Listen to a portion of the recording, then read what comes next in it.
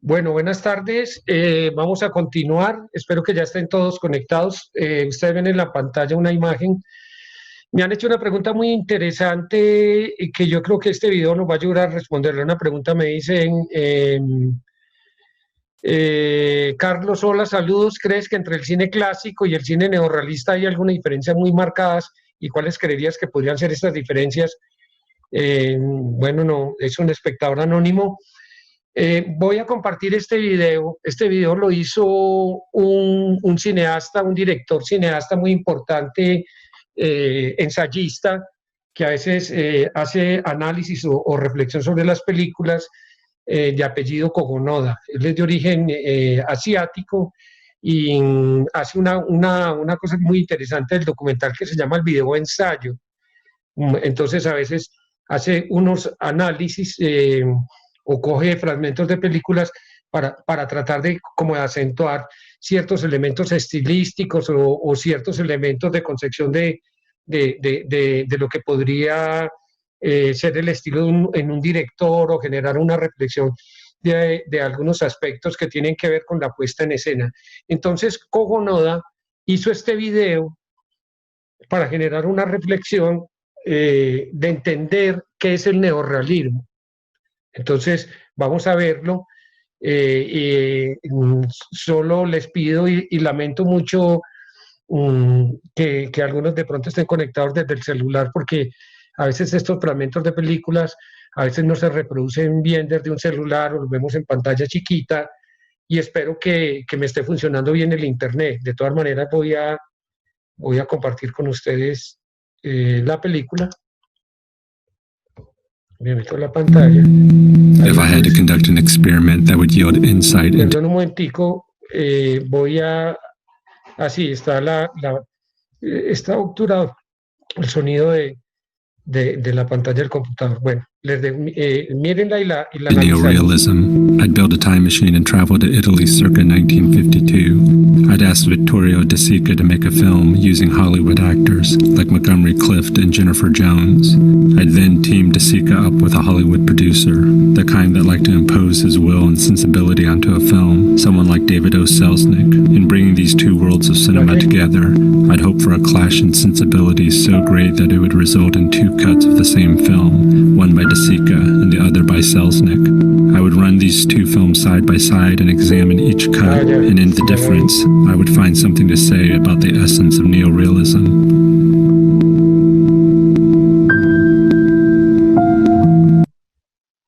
Uy, perdón. Perdón, la volver a cargar para quitarle la publicidad. Me disculpan, pero prefiero que la volvamos a ver y la veamos bien. Entonces, porque ya, espero que eso no nos perturbe. La pongo de nuevo. If I had to conduct an experiment that would yield insight into neorealism, I'd build a time machine and travel to Italy circa 1952. I'd ask Vittorio De Sica to make a film using Hollywood actors like Montgomery Clift and Jennifer Jones. I'd then team De Sica up with a Hollywood producer, the kind that liked to impose his will and sensibility onto a film, someone like David O. Selznick. In bringing these two worlds of cinema together, I'd hope for a clash in sensibilities so great that it would result in two cuts of the same film, one by De Sica and the other by Selznick. I would run these two films side by side and examine each cut, and in the difference, I would find something to say about the essence of neorealism.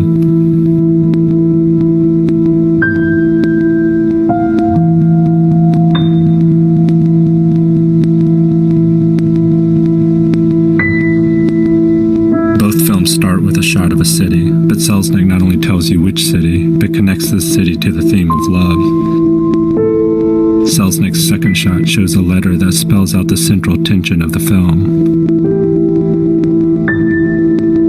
Meanwhile, De Sica's opening takes almost twice as long, but reveals far less. Already in the first few minutes, we can detect two distinct approaches to cinema.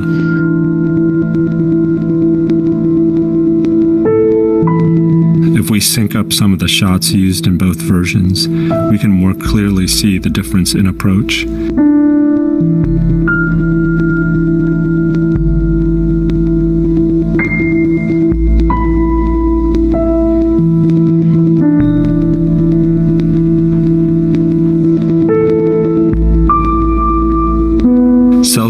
consistently prefers a shorter take than De Sica.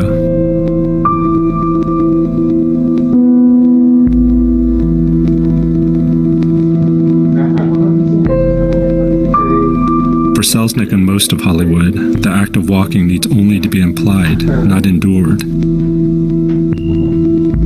We can see this strategy at work in the following scene. De Sica shows Montgomery and Jennifer's entire walk through the restaurant, whereas Selznick implies his walk by jump cutting through it. These in-between moments are what most movies seek to cut out. And yet, it's these in-between moments that De Sica seems to be valuing. Syncing up another scene, we're able to see another value of De Sica, which Selznick sees as disposable, certainly contrary to Hollywood filmmaking. Note where Selznick cuts. This is a standard movie-making cut.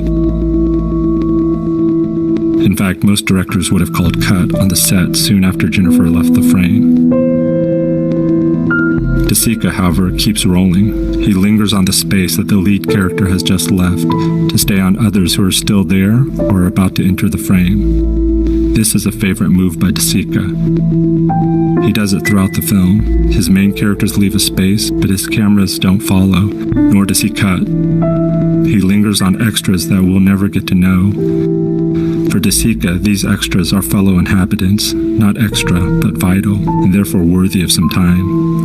By lingering, he decenters the primary characters. Selznick has cut almost every one of these lingering moments out. Lingering on those who add nothing to the story is considered excessive, or even worse, a distraction, derailing the plot or drawing attention away from the stars. It is an unnecessary diversion, like this wedding passing by, which he also cut out.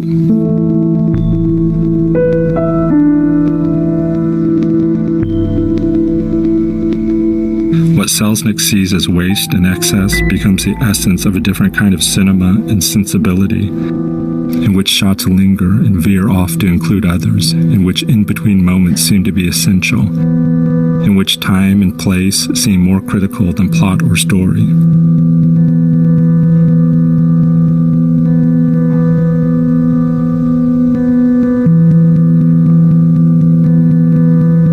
To ask what is neorealism is to ask, what is cinema?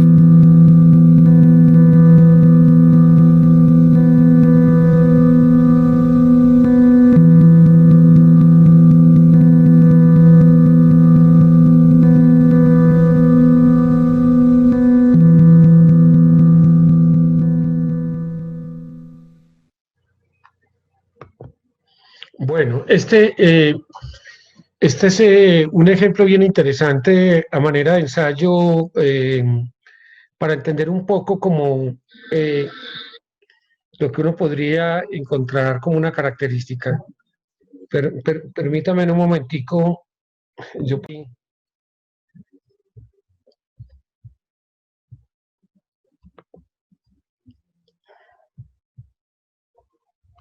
Permítame un momentico que se me está metiendo el sonido de...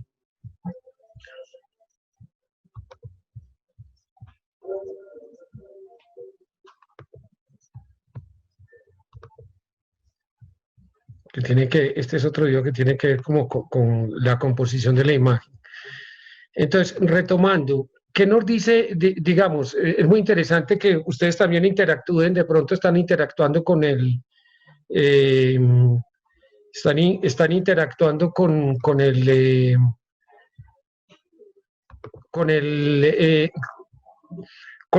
lo que han visto. Vamos a analizar ahí dos cosas que son claves en cierto sentido para entender el estilo.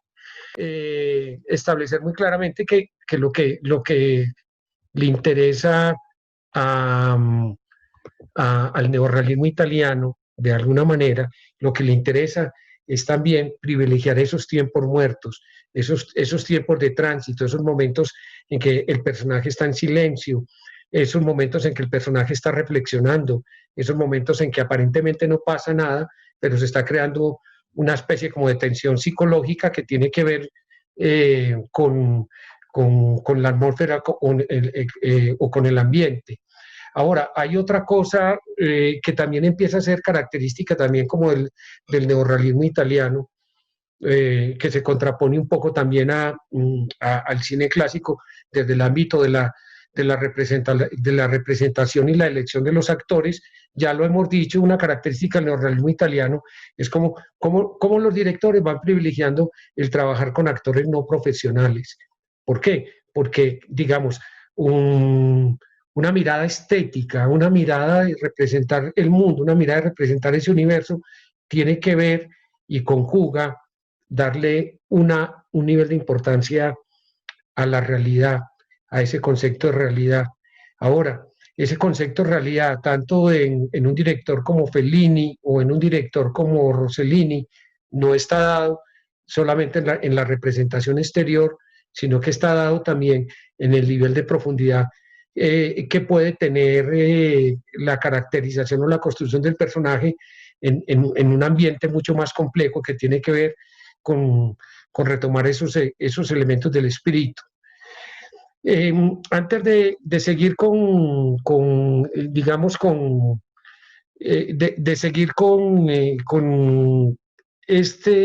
de introducirnos, digámoslo así, con el estilo de Fellini, es otro elemento importante, es hablar de ese concepto como de la puesta en escena.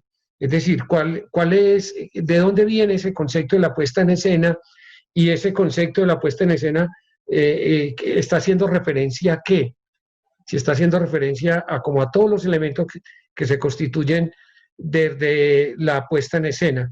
Entonces ahora yo quiero compartir con ustedes también otra mirada, otro video que tiene que ver con la interpretación que Martin Scorsese.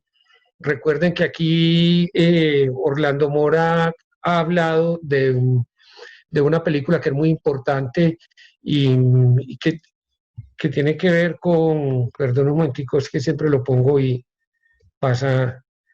Deben un segundo cuadro el video antes de mostrárselo porque se me está yendo aquí un sonido. Deben un segundo.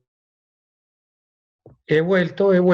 Disculpan como estos pequeños detalles técnicos, pero espero que eso no nos desconcentre.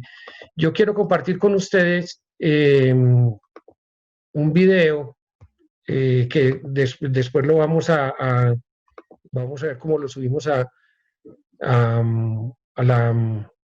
aula virtual. Martin Scorsese es un director que se ha caracterizado siempre por tener una profunda afición a la cinefilia y por relacionarse también con el cine como espectador. Y hace algunos años ya, más o menos unos 8 o 10 años, Martin Scorsese fue invitado por la Cinemateca de Bolonia y por el Instituto de Cinematografía de Italia a que hiciera una serie de televisión de 2 capítulos, donde él de una manera personal, individual, como director norteamericano, como un director que tiene ascendencia italiana, hiciera como un documental en el que él tratara de establecer una visión sobre el cine italiano y sobre todo este cine italiano, como hacer una panorámica al desarrollo de la historia del cine italiano. Y esto fue, lo que ustedes ven en pantalla es un fotograma de una película de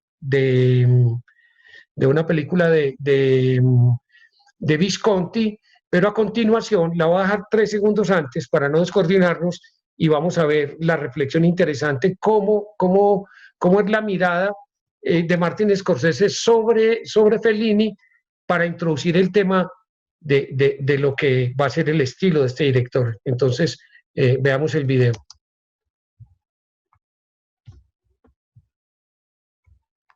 Ya voy a poner acá. Aquí está. But she isn't.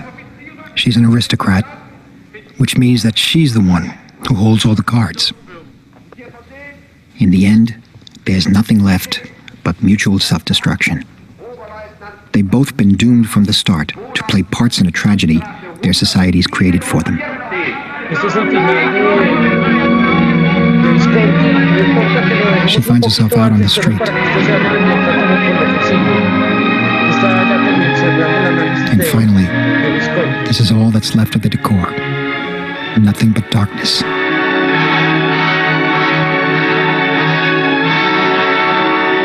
Visconti originally shot a different ending, in which Livia walks the streets, as she does here, like a common prostitute. And a tearful young soldier shouts out, "Long live Austria." He wasn't that interested in what happened to Franz. He wanted to keep the film anchored within Livia's state of mind. Even though the ending isn't what Visconti wanted, and despite the cuts, the film doesn't seem compromised.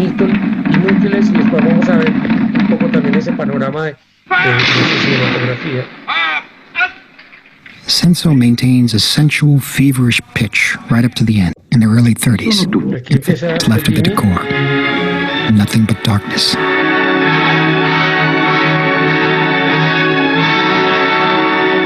Visconti originally shot a different ending, in which Livia walks the streets, as she does here, like a common prostitute. And a tearful young soldier shouts out, "Long live Austria." He wasn't that interested in what happened to Franz. He wanted to keep the film anchored within Livia's state of mind.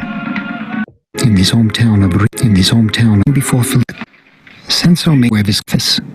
In fact, his name is practically synonymous with a certain type of artifice. Now, Fellini's truth is autobiographical. In the films of his that I love best, the emotions feel very personal, as though they've actually been lived through. They have a very special kind of intimacy, bittersweet, but also very tender. Long before Fellini became Fellini, for many people, the great Italian director, long before the word Fellini-esque was coined, he made a film about his own youth in his hometown of Rimini called I Vitelloni. It was his third feature, his first great film, and it's actually the one that I feel very connected to. The film of his that relates most directly to my own life when I was growing up. Questa che si sta svolgendo è l'ultima festa della stagione, l'elezione di Miss Sirena 1953. I Vitelloni is about 5 friends in their early 30s. Sono tutti. E naturalmente ci siamo anche noi, i vitelloni.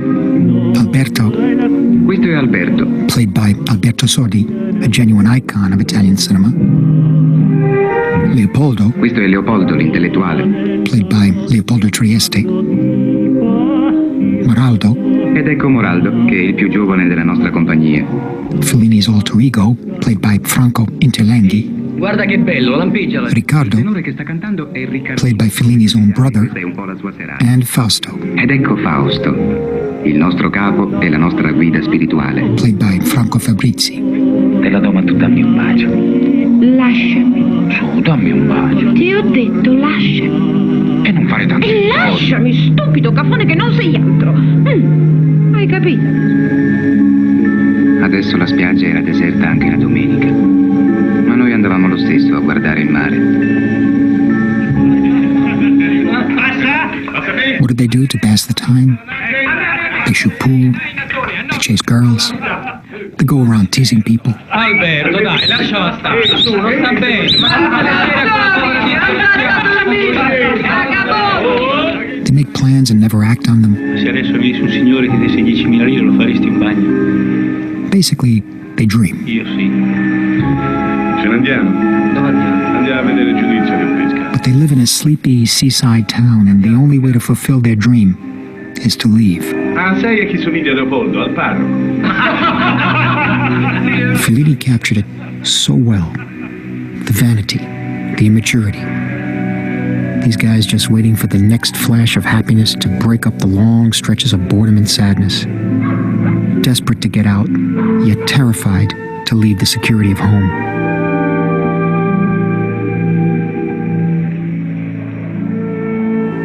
When I was a teenager in downtown New York, I think I may have been one of these guys myself. Alberto. Alberto. Alberto, non dire alla mamma che mi hai visto. Senti, I Vitelloni is basically just a series of episodes in the lives of these guys. And a lot of them are centered around the lady killer, Fausto. Fausto gets Sandra, the beauty queen, pregnant. So he decides to do the least honorable thing. Pack his bags and leave town in the dead of night. Now, these guys may be men, but they behave like kids. And they're treated like kids by their parents. Oh, babbo. Scusa, Morale. Babbo, me le date quelle 5.000 lire? Cosa vuoi, 5.000 lire? Per farne che? Per partire? No, babbo. Prima combini dei guai e poi Cosa avete scappi, capito? ma io ti strazzo. And that's just the way things are. I mean, nobody really finds it unusual when a father uses his belt on his son, a grown man, to straighten him out. Levati dai piedi. It's even more humiliating for Moraldo, because it's his sister, Sandra, that Fausto got pregnant. Cazzo, è un galantuomo come me. Ha lavorato tutta la vita. Come me. Come questo imbecille. Per mantenere la sua famiglia con onore. Ma ti ci porto io in chiesa. Vedrai che ti ci porto io a calci. Disgraziato.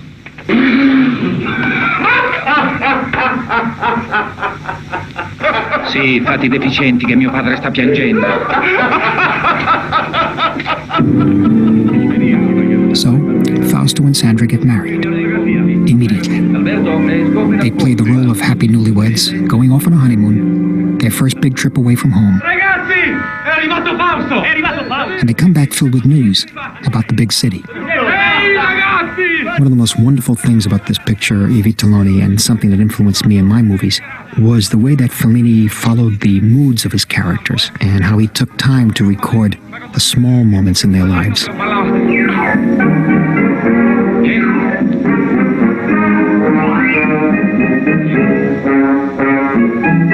It's the kind of thing there's usually no room for in conventional narratives. In this scene, time just seems to stop for Fausto and his friends.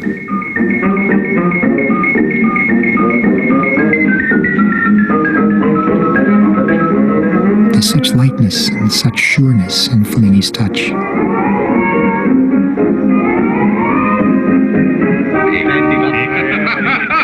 Come va? Va bene? Ah, e questo sarebbe il genere. Sì, mio genere. But now the honeymoon's over. Fausto? Fausto. Fausto. They're living with Sandra's parents, and her father decides Fausto has to get a job. Insomma, guardi, questa è casa sua. Quando vogliamo cominciare? Anche subito. Anche subito. Eh sì, così, vedi, ti pratichi un po'. Ah, Giulia, vieni. Questo è il marito di Sandrina, che da oggi lavora qui con noi. He immediately starts flirting with other women, Io vado, dicevo... including the boss's wife. Now, the big event of the year in Rimini is the carnival. It's the one thing that everybody has to look forward to. It's the moment when everybody can leave their inhibitions behind, put on costumes, and do whatever the hell they please. Io sono pronto, me ne vado. Non ci vengo al venuto. Alberto lives with his sister and his mother.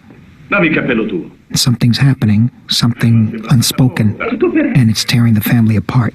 Ma che è successo? Che avete fatto? Quella piange, quest'altra... Ma che cos'hai? Niente, un po' di mal di testa. Io e te andiamo a finire.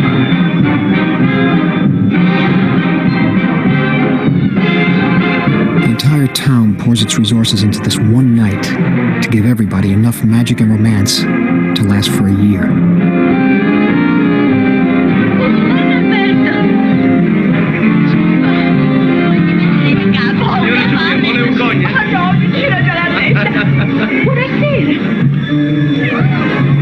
Buonasera. Si diverte? Sì, molto. Lei no?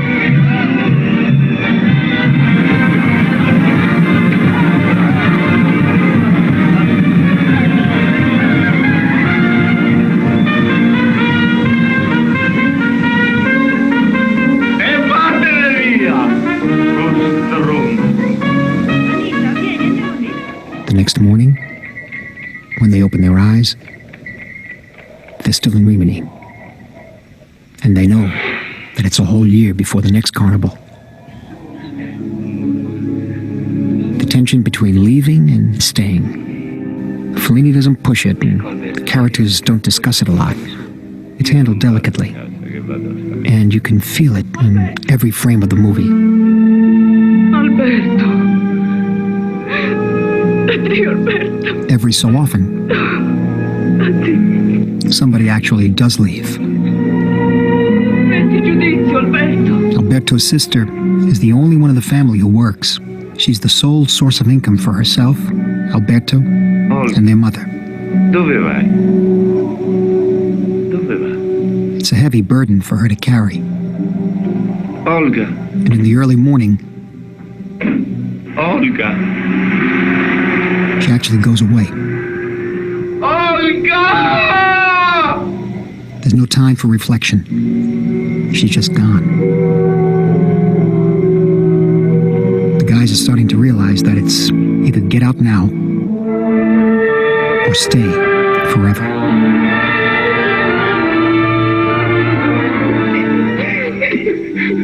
Non piangere, mamma, non piangere.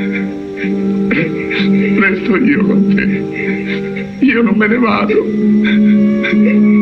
Ma vedrai che torna. E se non torna è meglio. Ma che si crede? Per quei 4 soldi che ci dava. Vada via. Lo trovo io un posto. Lo trovo.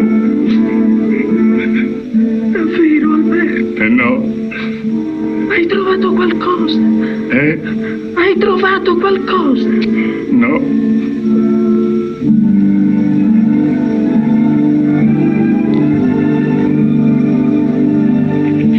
Che sta facendo di bello? Sa che questa notte non ho dormito mai, ho ballato sempre con lei in sogno un valzer dopo l'altro. Porti via questi libri, per favore. Mi aiuti anche lei? Allora ci penso io. Fausto just can't help himself. No!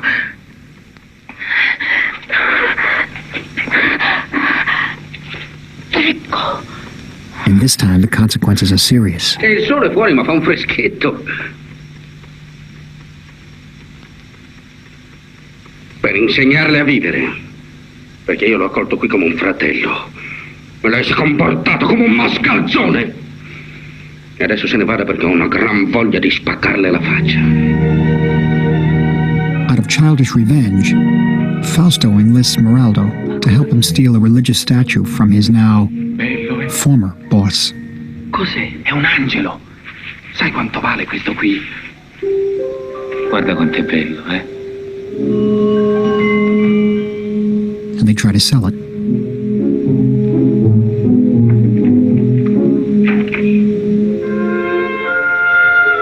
Buongiorno sorella, c'è la madre superiora. Per che cosa? È un angelo, ma tutto di legno massiccio, sa? L'avevamo in casa e adesso non possiamo più tenerlo. L'angelo bello, l'angelo d'oro. No, non abbia paura, è un povero scemo, ma è buono. Ce ne abbiamo già tanti con te. Sorella, senta! They wind up leaving it with Giudizio the fisherman, who helped them cart it around.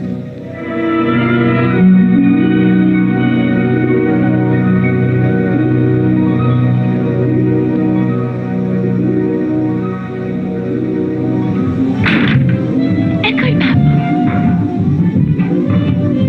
Buonasera, papà. Moraldo, vieni qua. Guarda, Moraldo, non mi far correre, fatti prendere. Ma papà, che ho fatto? Come cosa ha fatto? Che ho fatto? Levati tutti quanti! Ladri, via da casa mia! Tutti e due! Ma cosa è successo? Hanno rubato una statua intera! Ma non è così, papà. Come no? Sta zitto! Casa mia! E quest'altro sporcaccione ha dato fastidio alla moglie del mio più caro amico! Che vergogna!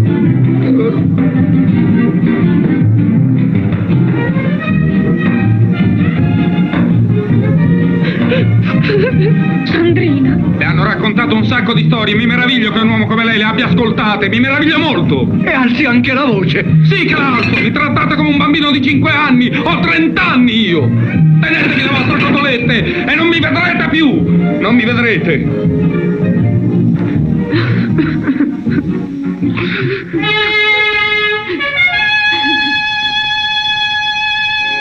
The film narrows its focus down to Fausto, but Fellini still takes time to show us what happens to the rest of I Vitelloni. Now, Leopoldo's dream is to be a great writer, and when his idol comes to town with a theater troupe, he brings the boys to see him. È un tiranno, ma c'è. Veramente? Le è piaciuto? c'è questo e c'è anche questo. Commendatore. Un passaggio. Ma caro amico, le confido una primizia. Per l'anno nuovo, grandi idee. Fausto, of course, takes advantage in meeting the lead actress. Il grido dei gabbiani entra portato a tratti dal vento, come presa da un brivido di freddo improvviso. Frida si volge, è stanca, invecchiata. Frida si... Ragazzi, c'è la radio qui, adesso l'accendo. But it turns out Leopoldo's idol is not exactly what he seems. Ti faccio forse paura. And in one moment, a life's worth of illusions are completely shattered. Aldo! Aldo, dove vai?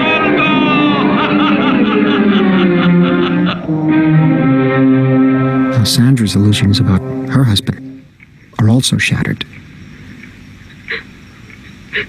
She finally runs away with the baby.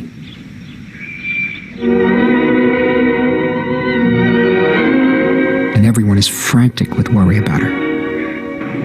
Even the rest of the gang goes out looking for her. But of course with them there's always time for a joke. Lavoratori! Lavoratori della Mazda! Unfortunately for the guys, their car is always breaking down. And it breaks down at just the wrong moment. Oh, dai ciappi! Vengono! Stavamo scherzando! Dai che scappa! Dai ciappi! With Fellini, just like in life, humor always has a way of creeping into the most serious situations, and he always pulls it off. Finally, Sandra turns up at her father-in-law's place.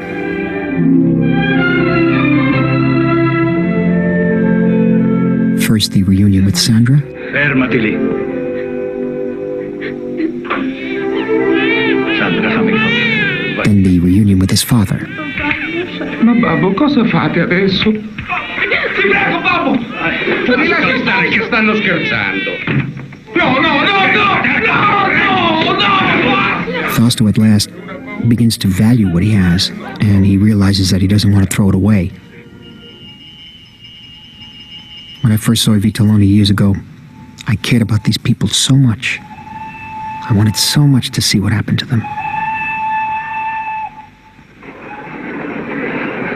Fellini does allow one to get away.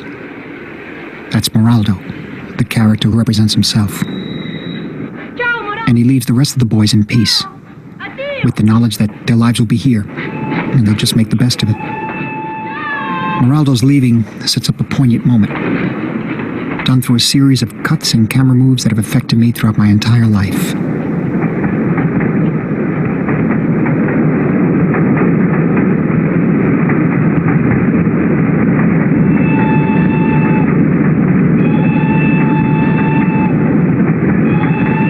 Vitelloni was a major inspiration for my picture, Mean Streets, back in 1973, and continues to be so to this day.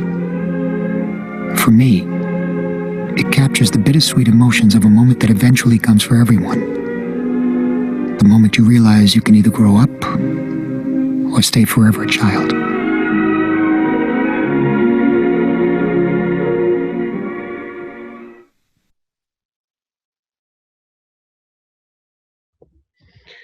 Bueno, yo quise compartir con ustedes este video. Vamos a ver si buscamos una manera, no está en internet, o por lo menos hay como una primera parte del video que sí está en internet.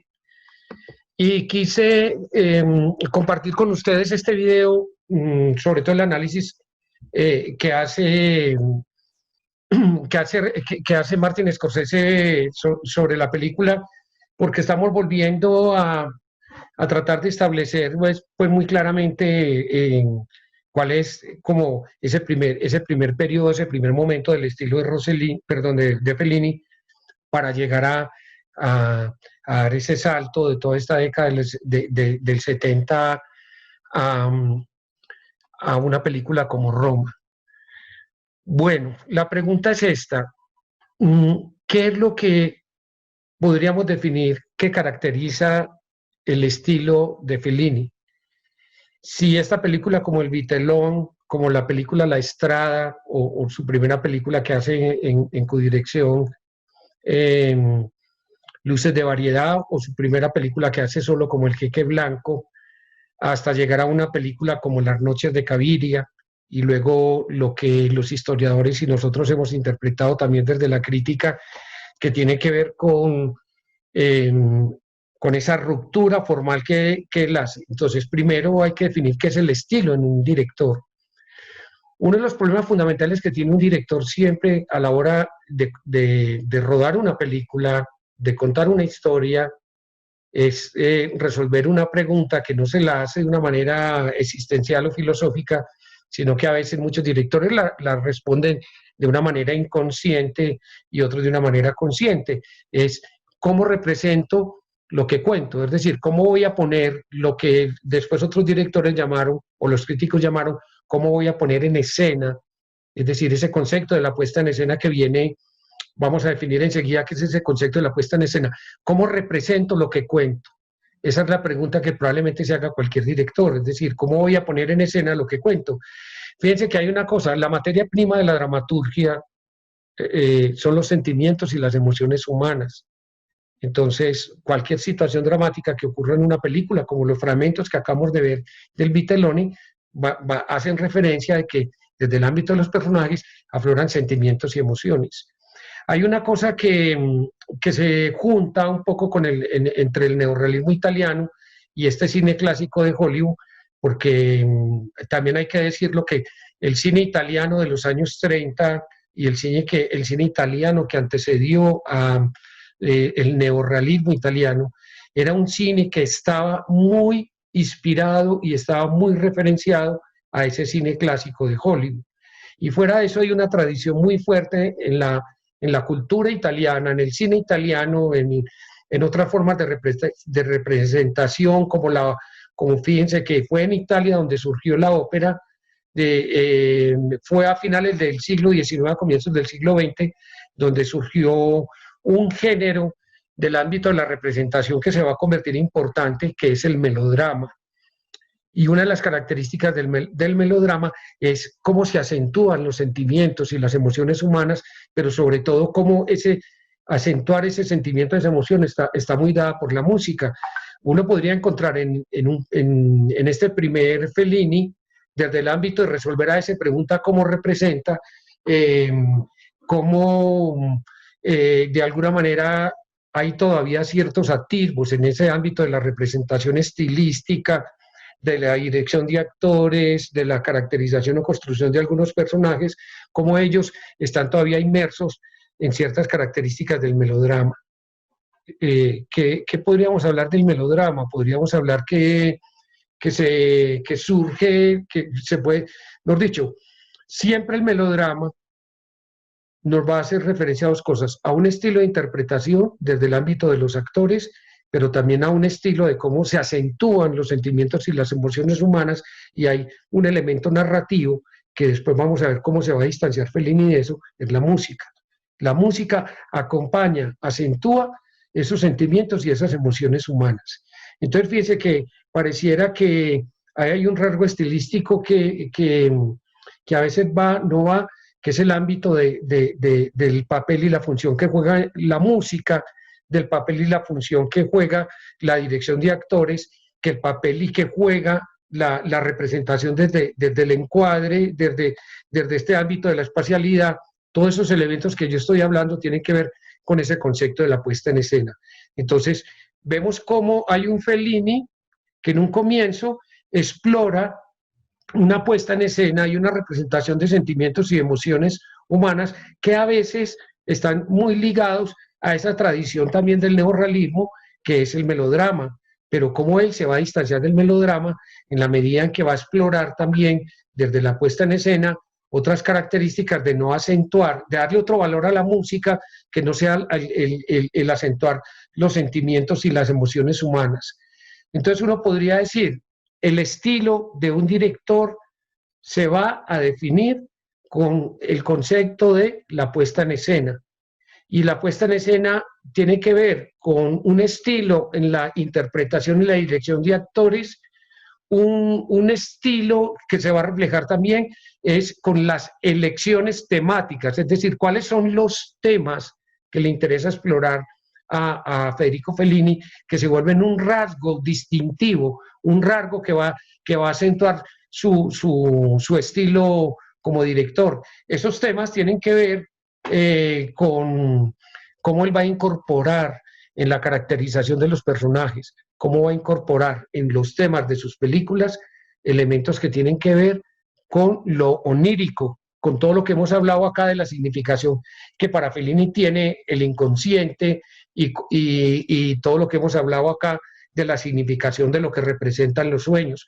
Por eso una película como 8:30 es una película osada, el hecho de que él haya tomado una decisión, eso tiene que ver con su estilo y con su narrativa que va a explorar también en 8:30, de poner en escena lo onírico, poner en escena los sueños, tratar de incorporar como una caracterización de los personajes que los sueños se convierten en un elemento narrativo importante.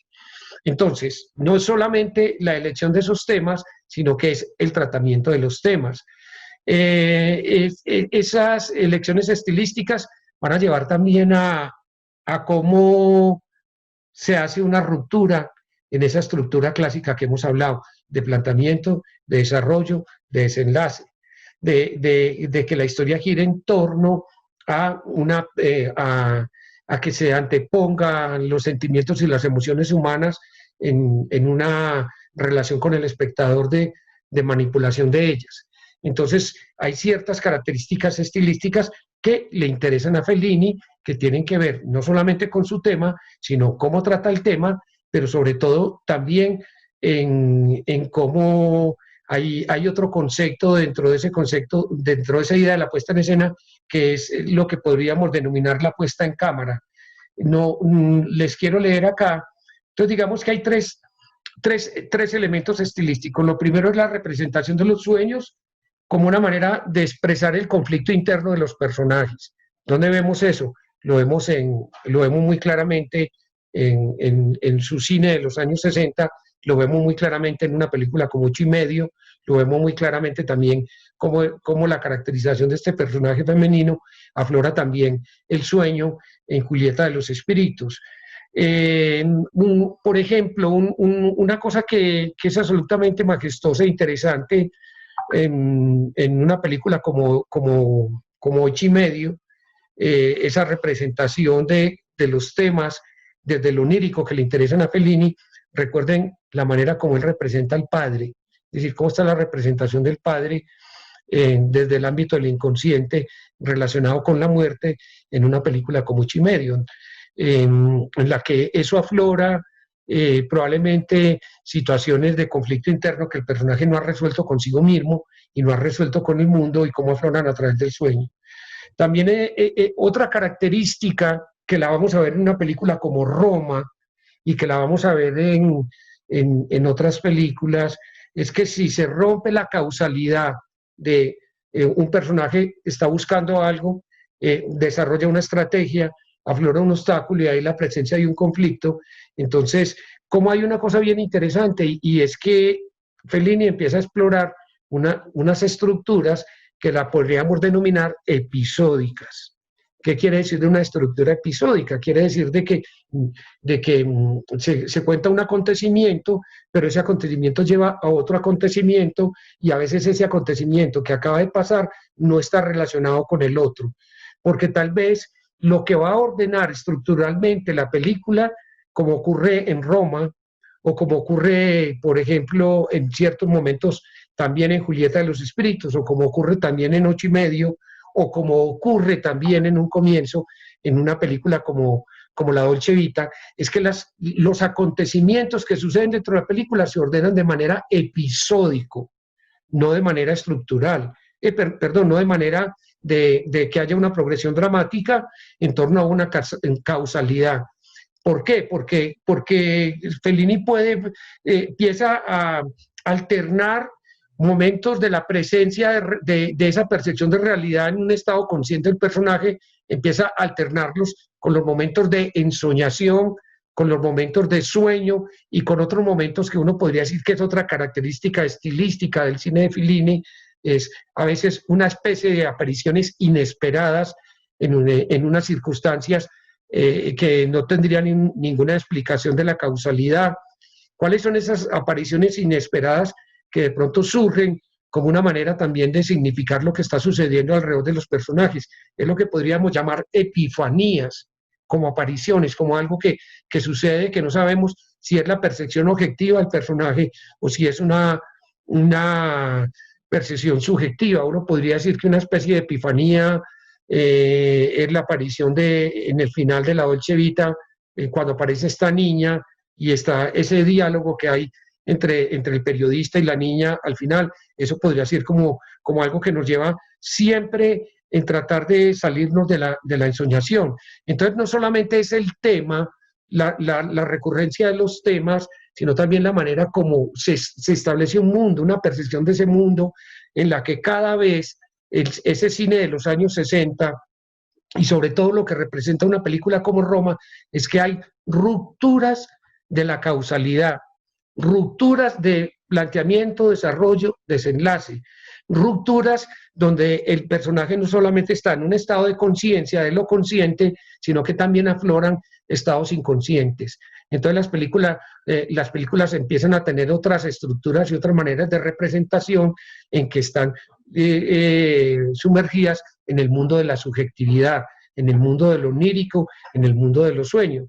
Y por eso aparece también otro elemento que es clave, y es cómo Fellini cada vez, con esa cosa paradójica que empezó como guionista, que siempre compartía su trabajo con otros guionistas, cómo Fellini fue apartándose cada vez más del relato clásico, con estas características y con estos elementos que empieza a incorporar y empieza a darle más importancia a reivindicar a través de las entrevistas, a través de estas películas, a reivindicar ese concepto de la imagen, tratar de asociar el cine más con otras artes como la pintura, esa gran admiración que tenía con un pintor como Picasso, pero también a tratar de definir estilísticamente el cine más a través, su cine más a través de la presencia de la imagen que de las historias mismas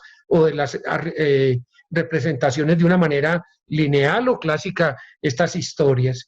Mire, por ejemplo, él tiene un artículo en uno de sus libros que fueron publicados, en uno que se llama Fellini por Fellini.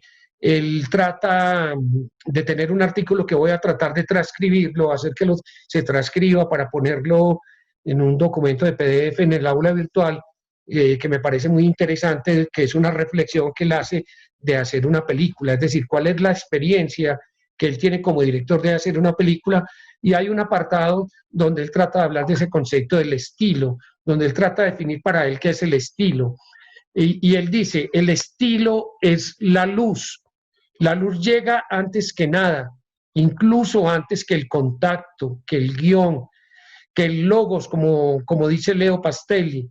El estilo es la luz, como en pintura. Entre la pintura y el cine existen lazos muy estrechos. La cámara sirve para marcar entre el actor y el autor las cosas, y también sirve para marcar el estilo, solo que con sus movimientos funciona de un modo muy parecido al de la sintaxis al escribir. Adquiere un papel regulador. Pero por lo que a mí respecta, muevo muy poco la cámara, puesto que creo en la expresión. Lo que cuenta es el corte del espacio y la precisión de lo que está ocurriendo dentro de ese espacio mágico que es el encuadre. Ahí dentro no tolero el menor descuido. Me pongo furioso por un gesto equivocado, por una iluminación inapropiada. Esto aparentemente es un poco abstracto, podría ser interesante cómo cada uno de nosotros lo interpreta, para tener la oportunidad después de leerlo y de analizarlo. ¿Qué quiere decir eso? Que aquí hay otra cosa interesante para reafirmar otro elemento del estilo. El estilo no es poner la cámara de una manera sofisticada. El estilo no es tratar de que la cámara, el encuadre cinematográfico, el punto de vista de lo que narra la cámara se se imponga sobre la mirada, sobre el personaje. El estilo de Fellini se conjuga en construir un universo, construir un mundo, unos ambientes, unas atmósferas, algo que está solo en el universo de Fellini, algo que solamente puede funcionar en la cabeza de Fellini y que se van a convertir esencialmente en imágenes. No es un regodeo de la imagen por la imagen, no es un regodeo de la imagen por sí misma, sino como esas imágenes afloran de una manera que uno podría decir automática, que uno podría decir de una manera inconsciente, en la que él también recurre a una definición de lo esotérico, a algo en la que uno quisiera ver es decir, cómo Fellini siempre está luchando constantemente entre la representación, entre acudir a una representación clásica, pero al mismo tiempo también en hacer una ruptura de esa representación clásica, tomándose ciertas licencias creativas donde no pone el acento en lo que lo pondría el acento del cine clásico, como es esto que hemos hablado, de la manera como se estructuran los sonidos. Recuerden que hay una transformación, hay un artículo que está colgado en el aula virtual, que voy a referir a él, que se llama Lo onírico o las experiencias oníricas de Fellini, que van desde el ámbito de la manera como él asume, no solamente como lo asume como un pensamiento, pero también lo asume como algo de una manera pragmática en su vida cotidiana. Y esa es la relación con el psicoanálisis, esa relación que él adquiere, el nivel de importancia que para él tienen los sueños. No es una cosa que se convierta en una moda, ni es un elemento esotérico que Fellini trata de asumirlo como una moda, como una cosa que lo expone públicamente.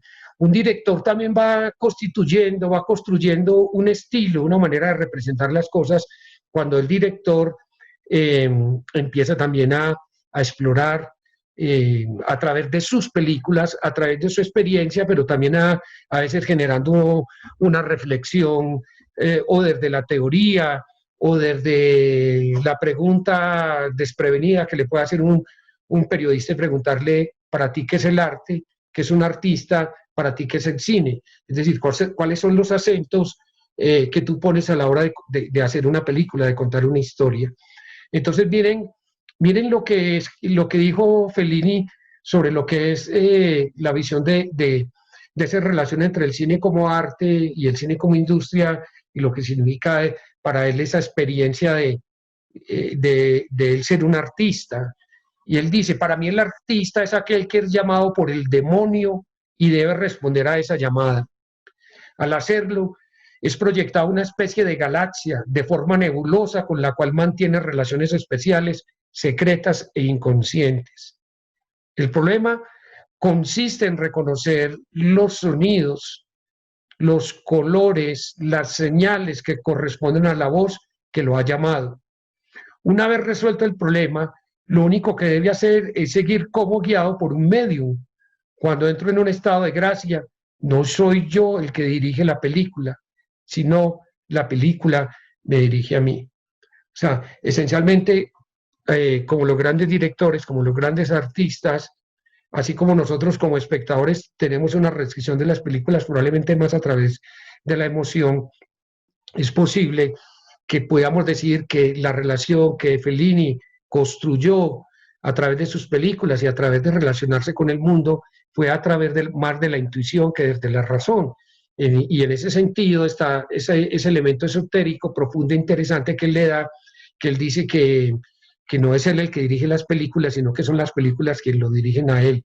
Y esa manera esotérica, interesante, es una manera de privilegiar las sensaciones, las emociones, de tratar de que sus películas siempre estén llenas de a veces de ciertos elementos que podrían decir que surgen de la nada, pero que tienen una presencia con algo que es interesante y profundo, que uno lo podría entender más cuando es esa manera en la vida cotidiana que Fellini se puede relacionar con el mundo y se puede relacionar con sus historias y se puede relacionar con esta manera de construir esos elementos del estilo.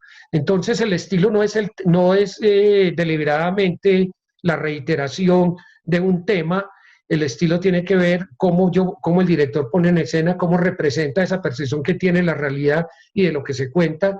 El estilo es también probablemente recurrir a unas constantes permanentes desde la posición de la cámara, el encuadre, pero el estilo no se reduce a una visión solamente técnica de la cámara, a una visión solamente técnica de dirigir un actor, a una visión solamente técnica de construir esos elementos de composición de la puesta en escena. Entonces, esos elementos estilísticos van a ser una constante, van a ser una reiteración. El cine de Fellini uno lo podría, de alguna manera, verlo siempre como una reiteración y un diálogo entre una y otra película a partir de explorar esas cosas que también son las preocupaciones que él tiene del tema. Es decir, cómo para Fellini esos elementos de inspiración que tienen que ver con su pasado, que tienen que ver con sus vivencias y que todo el mundo referencia y trata de construir como elementos autobiográficos, y esa inspiración que viene de la autografía en el mundo del cine de Fellini estilísticamente no es una reiteración de una personalidad egocéntrica, de una personalidad narcisista, de hablar siempre en una primera persona, que no sea más que conjurar todo un ambiente que tiene que ver con el universo y con la percepción que Fellini tiene. Vamos veo yo que han crecido las preguntas.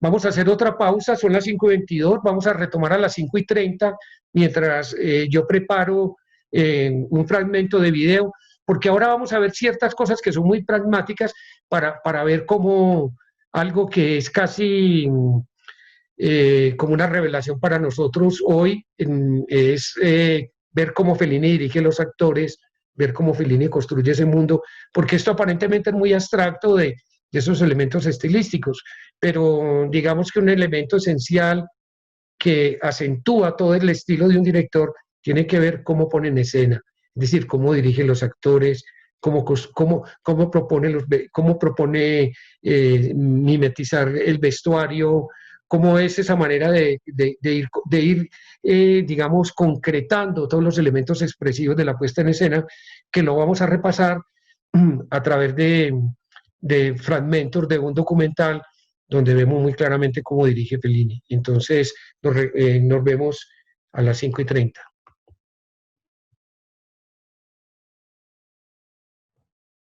Bueno, hemos vuelto.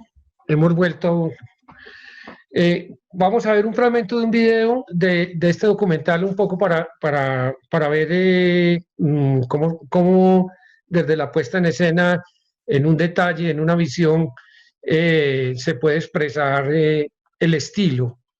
Y esto que decía él del cuadro, aunque de pronto él se puede contradecir, en el plano que vamos a ver se puede contradecir, pero yo quiero que lo veamos para hablar un poco también de ese concepto del estilo desde la puesta en escena.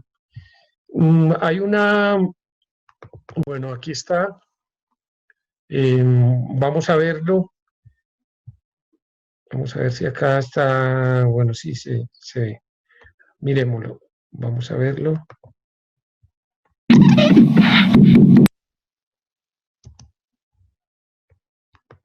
Perdón, se paró.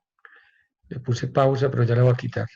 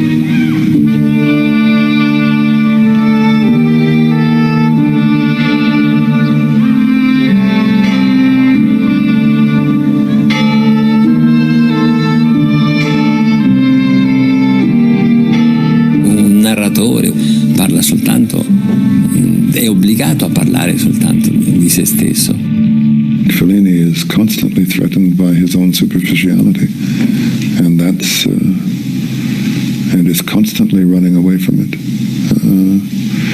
In the same sense as Orson Welles. Orson Welles created a lie about himself that was in fact the truth, but he knew that it was a lie that he'd created, and once everybody believed it, he found it insupportable. Mi interesso tutto e credo in tutto. Mi sembra molto più comodo e anche molto più igienico mentalmente avere una... D'altra parte come posso essere diffidente, essere scettico, essere troppo prudente con il mestiere che faccio? Faccio un mestiere che mi comprova continuamente che sono un mago. 7:55 quarta. Smile Martino. Look my hand. Go Martino, vieni Minicuccio. Go down Ailet. Come up Ailet. Come Iram. Come Martino. Kiss Martino Ailet. Now kiss Iram Ailet. Go down Iram. Look to Martino. Go with your hands. Caress Martino, look to him Martino, go down Martino, caress him Iram, smile a little bit, look to my hand Martino, look to him and caress.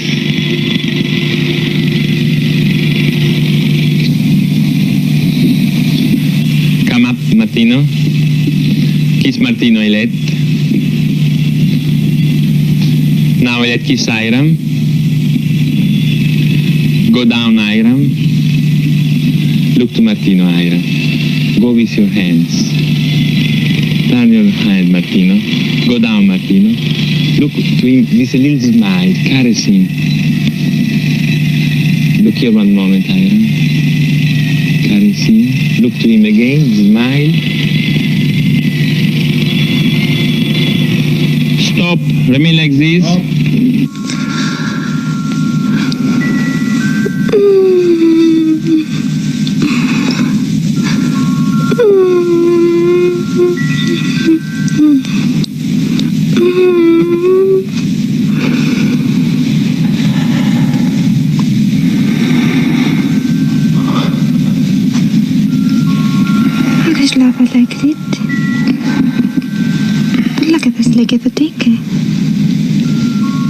Non ho mai avuto problemi con gli attori, anche con quelli più temperamentosi, con le attrici più estrori, con le dive.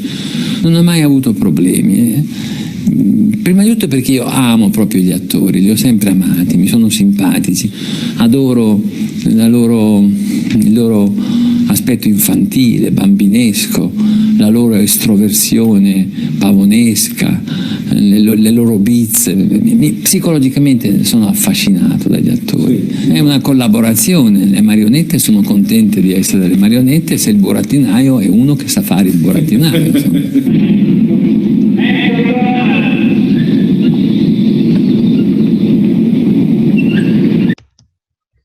Ok, bueno. Este es un ejemplo muy interesante de ver los detalles de su concepción de la puesta en escena y de ver esa manera como dirige los actores.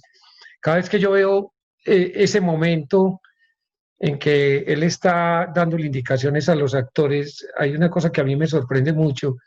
Primero, la claridad mental que tiene en su cabeza, cómo se ha imaginado que es el encuadre, cómo se ha imaginado en su cabeza casi como si la película existiera en su cabeza, en su mente, cómo se ha imaginado cada detalle que luego la cámara lo va a registrar de una precisión, porque nosotros vemos una cosa que hace parte de su estilo y su dirección de actores.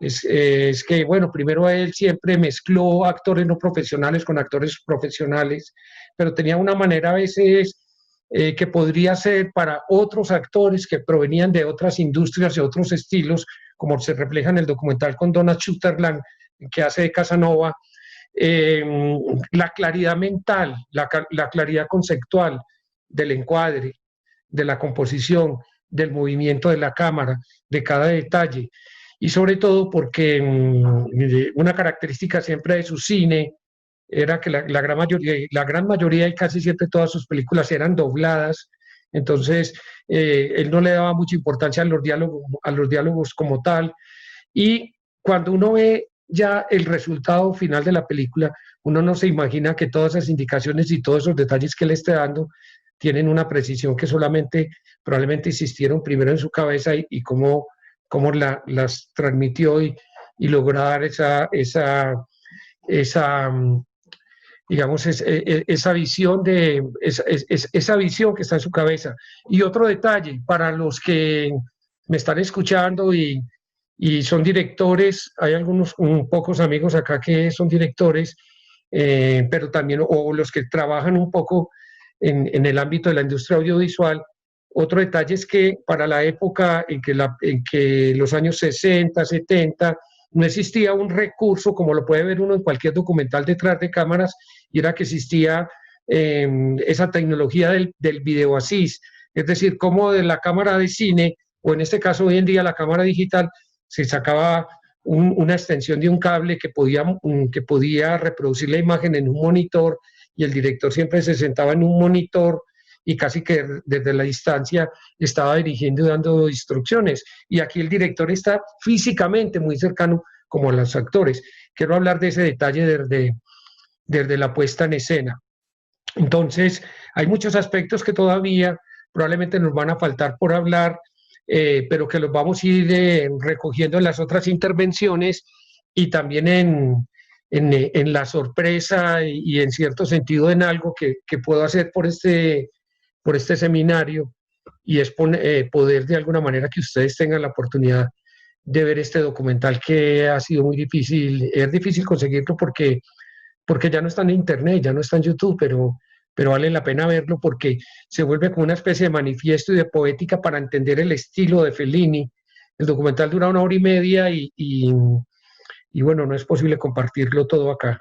Entonces ahora sí abro el chat de las preguntas y voy a tratar acá en este poco tiempo que nos queda de tratar de responder las preguntas, que eso me va a ayudar a redondear un poco como el tema.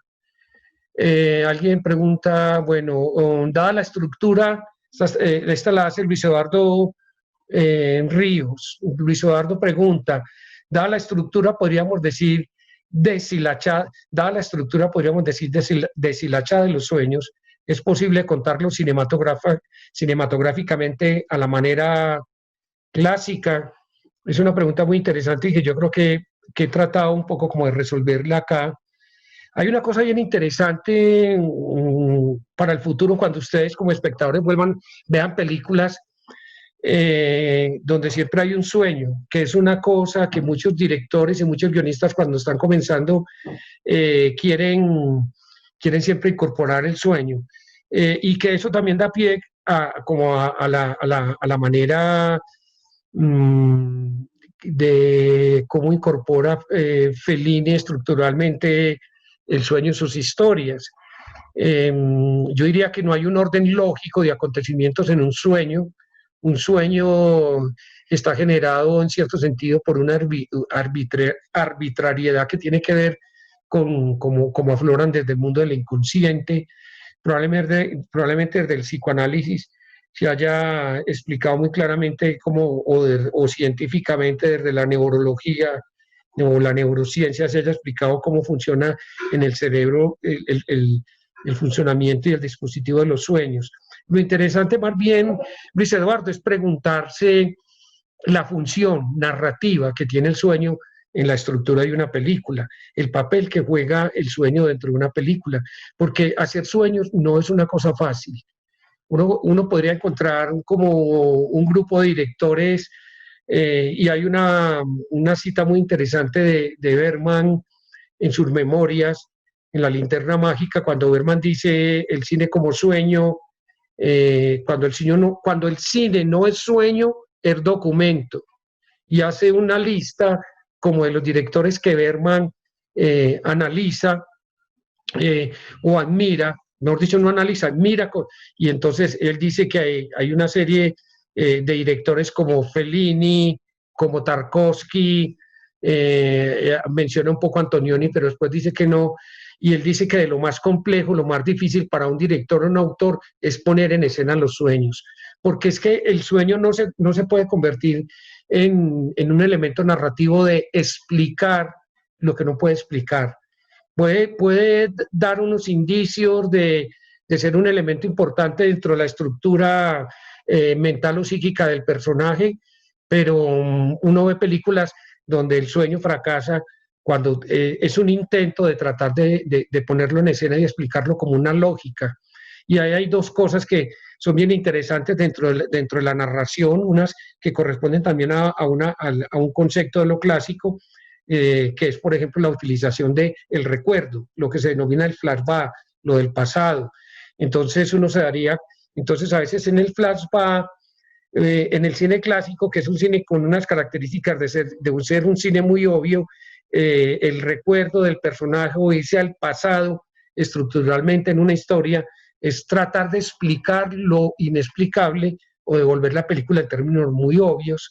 Entonces aquí hay una cosa bien interesante estructuralmente en una película como Roma, que no son flashback, sino que es como una capa también de ir en ese tránsito al pasado, pero no un pasado que va a tratar de explicar el presente, como a veces se recurre. Entonces yo creo que no hay una complejidad, no hay una lógica de poder darle, puede que un sueño tenga un comienzo, tenga un punto intermedio y tenga un final, pero no desde el ámbito de la causalidad, diría uno, de primero esto y segundo esto, pueda narrarse estructuralmente como lo puede plantear el cine clásico.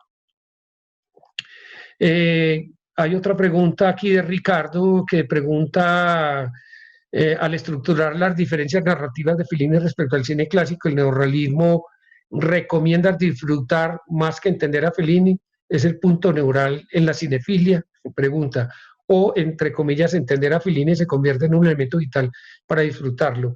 Es una cosa que yo creo que tiene una respuesta en cada uno de nosotros. Lo que nosotros, la licencia que yo puedo dar o que pueda dar cualquiera de los maestros o profesores que pasen por acá, no es una licencia de tratar de... hay una libertad expresiva y creativa en cada uno de nosotros como espectadores y es la libertad de interpretar lo que vemos.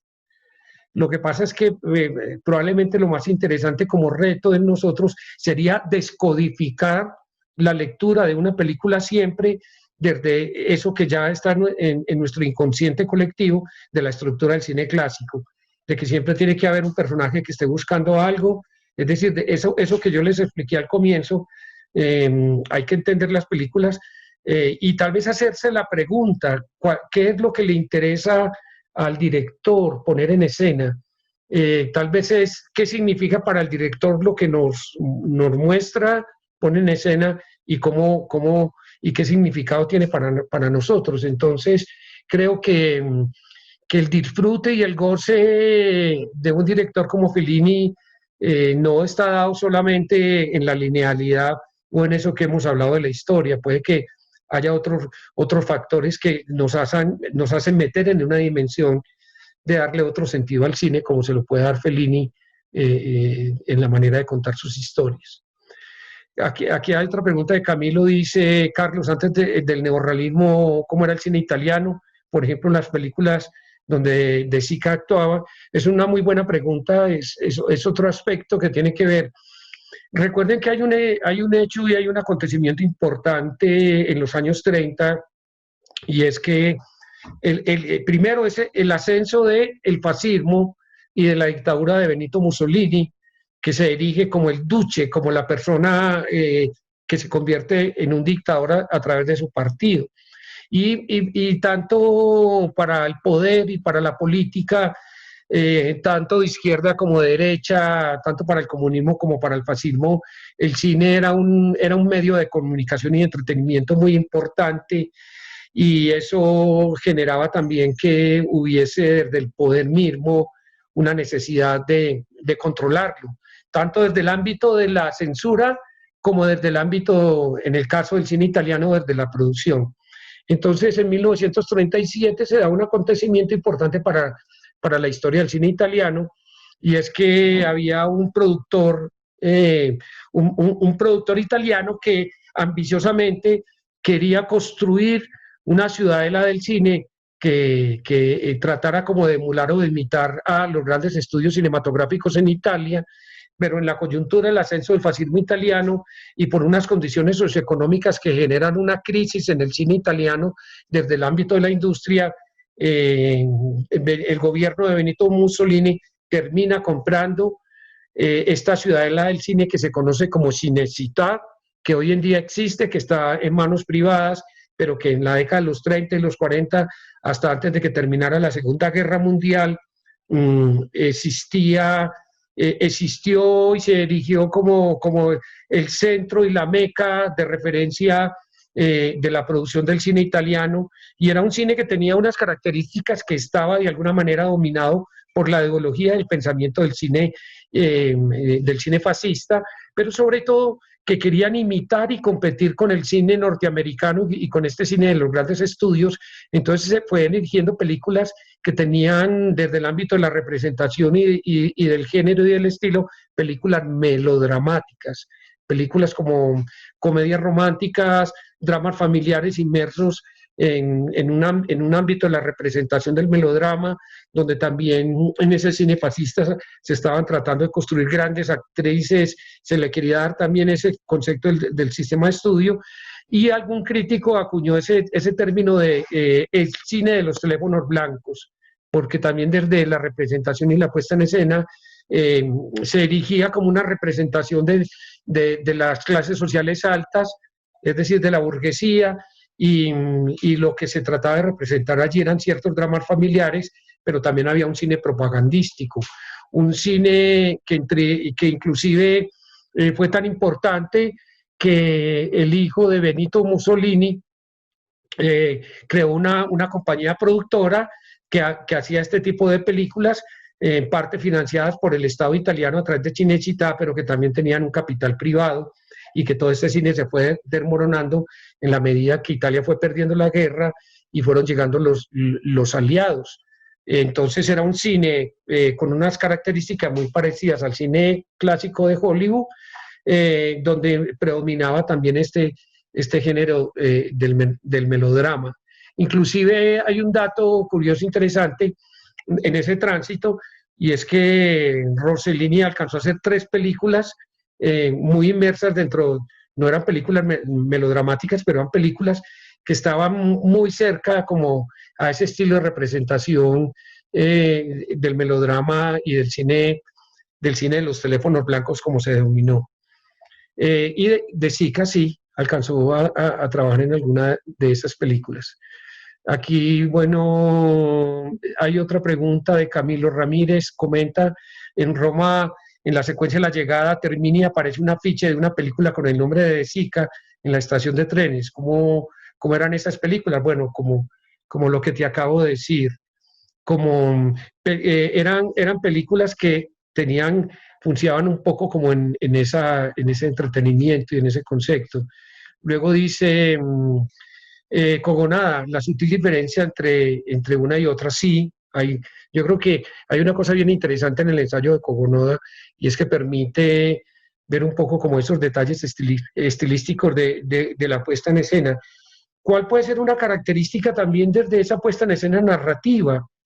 La característica de que para muchos directores del neorrealismo italiano y los directores que se formaron ahí, hablo de otro director como Antonioni, hablo de otro director como, por ejemplo, Pasolini, o en un momento muy, muy interesantes también de Fellini, hay una concepción del tiempo y una concepción de la caracterización de los personajes, donde empieza a explorarse una temporalidad, un tiempo mucho más detenido.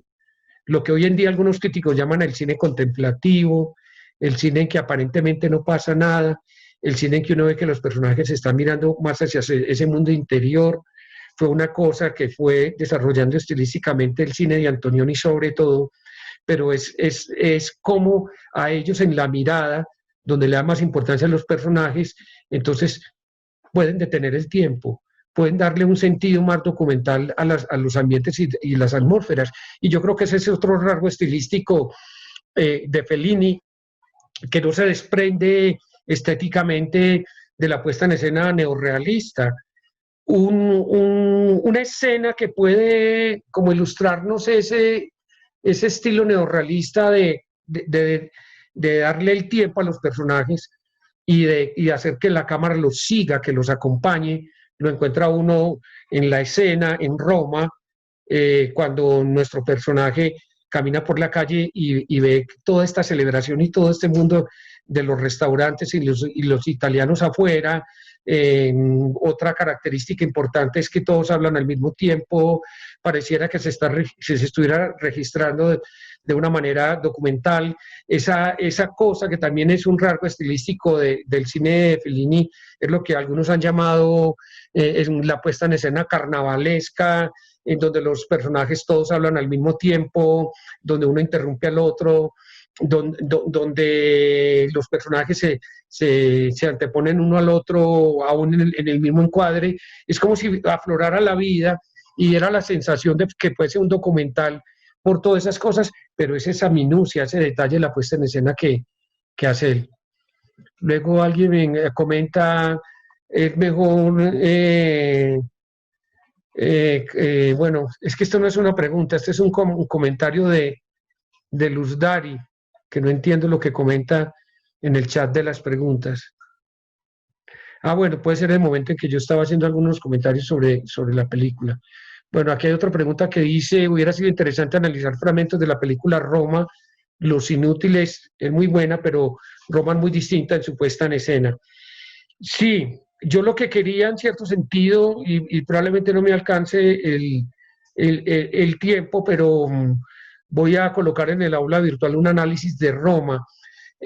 ¿Por qué puse esto al comienzo? Para ver un poco también la diferencia de este cine que hay ahora, y también para que ustedes mismos saquen sus propias conclusiones frente al contraste de lo que significa Roma. Roma es una película que no hay que tratar de entenderla desde el ámbito de la narrativa clásica, ni hay que tratar de entenderla en ese mundo de lo felliniano. Es una película que tuvo su complejidad en la lectura para su época, y para nosotros también probablemente sea compleja, pero es una película que se mueve entre capas, y en una temporalidad en que un tiempo de los acontecimientos, como esa Roma antigua, como esa Roma mítica, dialoga con esa Roma contemporánea y dialoga con esa memoria de Fellini a su llegada a Roma.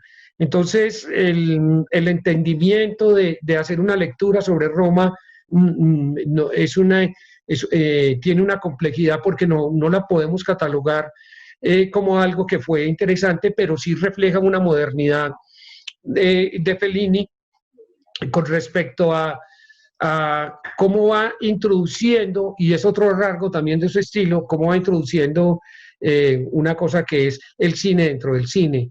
Es como esa metáfora también de lo que significa el registro que hace la cámara como un registro, una representación de la realidad, explorando también una estructura y una forma de lo que podríamos denominar, y que él se ríe un poco de una manera irónica, un falso documental.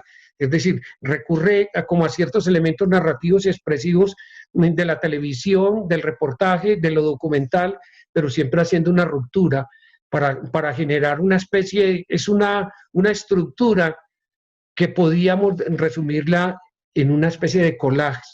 Un collage, si entendemos la interpretación de que para Fellini el cine está más cercano a la pintura, uno podría decir que plástica, visual y narrativamente esta película está mucho más cerca a lo del collage. Después vamos a ver en ese artículo esa interpretación. Joselino Jurado dice, podría interpretarse Roma como una parte documental, el recorrido por la ciudad mientras filman, y la parte ficcional surreal, las dos visitas a los prostíbulos, uno popular y el otro para clientes más refinados. Ese es un sueño como él ve sus personajes femeninos. Yo creo que hay una cosa que ya hemos dicho y habría que reiterar que el mundo, el universo de lo feliniano está inmerso siempre en una especie como de leitmotiv y en una especie de recuerdos que están llenos de una subjetividad en la que uno no podría darle una explicación desde esa racionalidad. Y esa representación de lo femenino, uno no podría hacer una lectura, y yo sé que de pronto no es la que Joselino hace con su pregunta, pero es como que la representación, y lo vamos a ver después en Casanova, o lo vamos a ver después, por ejemplo, también en La ciudad de las mujeres, la representación de los personajes en Fellini es una representación estilística que se conjuga hacia la caricatura, pero no una caricatura que llene de ironía y de burla hacia los personajes. Es una manera intuitiva de ver en esa representación de la puesta en escena los personajes, y probablemente eso lo vamos a ver y lo pueden analizar también en Casanova. Es que ese rasgo de representación de sus personajes muy cercano a lo caricaturesco, no es llegar a algo grotesco o burlarse de los personajes, es una manera de acentuar y diferenciar esa percepción de la realidad. Entonces, en ese sentido, esa mirada de siempre estar en sus películas el mundo de las prostitutas, el mundo de las putas, no es una representación apologética, yo no la veo así. Yo la veo es como una manera de saltar también lo que aflora en su memoria, lo que aflora también y lo que representa de alguna manera esa sexualidad de doble moral, esa sexualidad pacata, como parte de esa cosa contradictoria en la sociedad italiana. Dice María Ochoa, aquí no entiendo este comentario, por favor puede concretar esas características específicamente en la película Roma, no sé a qué características se refiere esta pregunta. Dice María, si hemos identificado 3 momentos importantes en el desarrollo cinematográfico en Fellini que marcaron cambios, no podemos entonces hablar de estilos de Fellini dependiendo de su evolución como director. Sí y no. Sí y no, podríamos hablar probablemente de 3 momentos cinematográficos. Podría alguien hacer una clasificación de los momentos de su cinematografía que van del cine que representa en los años 50, del cine que representa en los años 60 y el cine que representan en los años 80.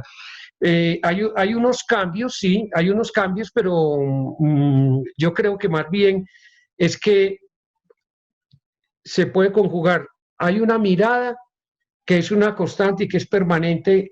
Si uno puede ver la última película que hizo, como Las voces de la luna, a ver la primera película, hay unos rasgos constantes, permanentes, en la representación, en la puesta en escena desde el ámbito de la dirección de actores, en el ámbito de crear el ambiente y las atmósferas oníricas, en el ambiente de siempre traer a colación el sueño como un elemento esencial, y hay otros rasgos también importantes estilísticos que tienen que ver un poco también con la utilización de ciertos recursos narrativos que no alcanzamos a hablar acá, que son importantes, como la música, ¿no?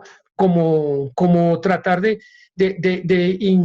poner de hacer inverso el mundo del artificio a través de los escenarios que no son escenarios reales, sino que son escenarios construidos.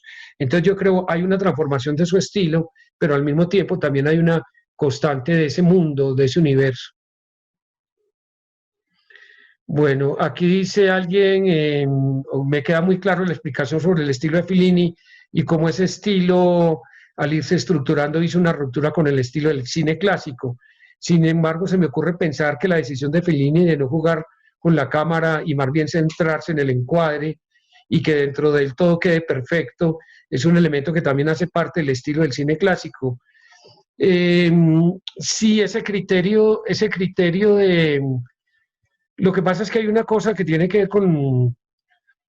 Tanto uno podría encontrar en ciertos directores estilísticamente del cine clásico, como el cine de Fellini, que obviamente la composición del encuadre, no tanto desde que el cuadro sea bonito, sea feo, sino un poco, hay algo, recuerden que el cine se construye de un momento en que la cámara se obtura a un momento en que la cámara se cierra, es decir, en un momento en que hay un corte. Entonces el cine es una construcción desde el ámbito del lenguaje y desde el ámbito de la puesta en escena de un momento en que de como esos fragmentos de tiempo y espacio que se narran en cada encuadre y digamos, tanto en un director como en otro, tanto en el cine clásico, porque el hecho de que aquí yo haga estas comparaciones entre el cine moderno de Fellini y el cine clásico, no estoy diciendo que sea un cine que uno sea mejor que otro. Yo creo que ningún estilo, ninguna forma, ningún género, ninguna manera de contar una historia es buena por sí misma, sino que está ligada a una serie de circunstancias y condiciones que están dadas, puede dar esa percepción de la búsqueda esa búsqueda de perfección que puede haber en cada plano. Pero tanto en el cine clásico, y uno lo ve porque Martin Scorsese es un director que se ha movido siempre en estilos y en estructuras clásicas, pero que le impregna un estilo también, por ejemplo, a su cine. Entonces, no es la destreza ni el juego de la cámara lo que de alguna manera está determinando específicamente ese concepto del estilo, porque tú puedes encontrar en una película un director que siempre esté marcando la puesta en escena con planos largos o con planos que tienen una duración más de lo normal, que lo podríamos denominar el plano secuencia. Y entonces yo creo que ahí encontramos en esa precisión del plano secuencia un rasgo estilístico, pero que no quiere decir porque que es mejor filmar en un plano secuencia a filmar en un plano corto y intercalar otra toma con otra toma y no el plano secuencia. No es ese plano secuencia como tal, o no es intercalar una imagen, un plano con otro plano, sino es eso que se llena de sentido en la concepción que el director tiene cuando rueda. Bueno, aquí hay otras preguntas. Fellini es recurrente en muchas de sus películas a aspectos como el mar, el circo, las mujeres monumentales, su pueblo natal, los desfiles. ¿No cree que las películas de Fellini se pueden ver como un rompecabezas de las subsecciones de este? Sí. Creo que hemos dicho que uno de los rasgos estilísticos del cine de Fellini es precisamente ese detalle de los elementos. Por eso yo decía que una película dialoga con otra película, y creo que hay ahí un concepto en que aparentemente es lo mismo que puede suceder con un pintor. Un pintor puede reiterarse haciendo un bodegón, puede reiterarse haciendo la figura femenina, puede reiterarse haciendo el paisaje, pero lo que se genera es una exploración. Es decir, hay una cosa bien interesante que yo siempre cito, que dice un amigo, lo dijo algún pintor y en este momento no recuerdo, que un rasgo un poco también de ese concepto del estilo es que a veces un dibujante, un pintor puede estar haciendo el mismo cuadro, dibujando siempre lo mismo, pero distinto. Y yo creo que ese es un rasgo del estilo también de Fellini, con esos elementos, con esas cosas que hay, esos temas que están ahí y que son, por eso él en una de sus entrevistas dice que una película puede dialogar con otra. Bueno, lo que dice Sergio Lubezki, nuestro amigo de México, es: lo difícil del sueño es explicar lo que no se puede explicar. Y él pone esa reiteración que dice Fellini y que está en 8:30, que es asa nisi masa. Y bueno, aquí está la última pregunta de Iván, ya para ir redondeando. Iván dice: Roma es el despertar de la conciencia política de cada uno de los personajes desde sus características, niños, mujeres, ancianos, la iglesia, la chica que se vende por miedo a enfrentar lo que sucede y la demostración de salir de ahí. Esa es una interpretación que sí, que está dada y que puede estar dada por ti, porque de alguna manera uno ve que en el cine de Fellini hay comportamiento de sus personajes, hay reacciones de sus personajes, está siempre un referente, y no lo dice como un discurso y de una manera deliberada, a veces también a cuestionar como ese universo, ese mundo de la iglesia, el poder que tiene la iglesia dentro de la sociedad italiana, a pesar de que él nunca se consideró ateo y que tenía una perfección.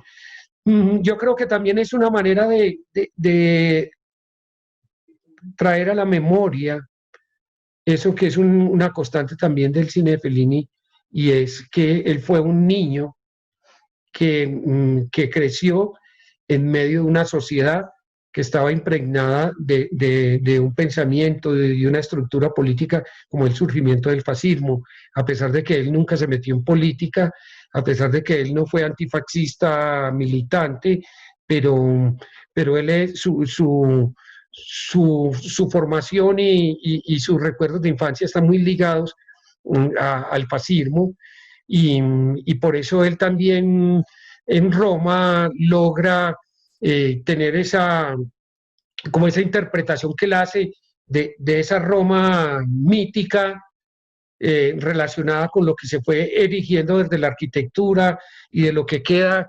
en esa Roma subterránea, a lo que también expresa esa Roma contemporánea para el momento en que rodó la película, como es esas escenas que tiene en la interacción con el surgimiento y lo que representaba en ese momento esta juventud contestataria, rebelde, que puede encontrar uno en el cine, en el mundo del hipismo, y por eso toda esa puesta en escena que él hace casi documental de los hippies, casi que tomándose como estos lugares tan míticos y tan importantes. Yo creo que eso es una interpretación válida la que tú planteas o preguntas ahí desde el ámbito de lo político.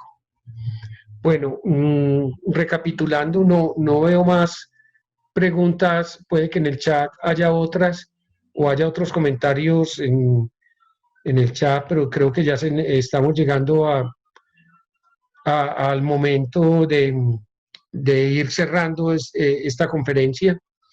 Este fin de semana vamos a montar entonces la conferencia que nos queda pendiente de Lysimaco Henao, y también vamos a colocar temas y referencia bibliográfica para complementar ciertos elementos que hablamos en esta charla sobre el estilo de Fellini. Yo lo que quería acentuar un poco para terminar es contraponer y acentuar más esta mirada sobre el cine clásico para contraponer a estos rasgos estilísticos de Fellini, que también los vamos a complementar en esta, que vamos a complementar en el aula virtual.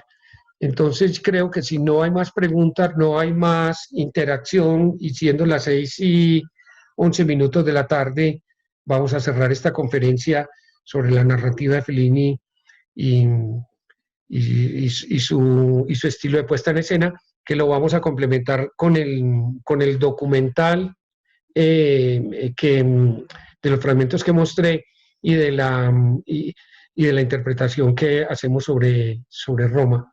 Entonces no queda más que despedirme, una feliz noche, y esperemos que hayamos cumplido ahí también el objetivo de esta conferencia. Muchas gracias a todos los participantes por las preguntas. Recuerden que este es un seminario que lo hemos hecho con el apoyo, con la alianza y con la complicidad del Centro Colombo Americano, con el programa de cine de Confama, con la Cinemateca Municipal, con el Instituto de Cultura Italiana y con toda la participación activa de todos ustedes. Así que, bueno, entonces nos vemos dentro de 8 días y una feliz noche.